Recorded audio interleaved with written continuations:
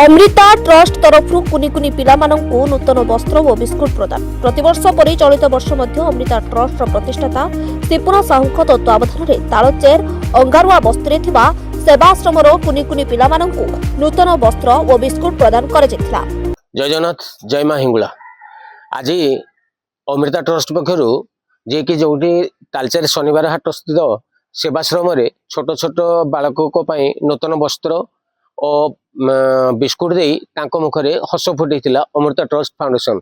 यही अमृता ट्रस्ट जी की प्रतिष्ठाता अच्छा सिपुना साहू तत्वावधान में आमर जी की अच्छा राष्ट्रतंत्र खबर कागजर जी संपादक अच्छा देवाशीष परिड़ा और दमन टीवी जी की अच्छा संपादक सोमनाथ महापात्र सहयोग आज सेवाश्रम मुहरे हस फुटेला अमृता ट्रस्ट फाउंडेशन। बंटन कार्यक्रम में युव सांबादिक विघ्नेश्वर साहू देवाशीष परिड़ा और सोमनाथ महापात्र प्रमुख योगदान करथिले। ट्रस्टर मुख्य उद्देश्य असहाय अवहेलित अनाथ पिलांक मुहरे हस फुटाइबा।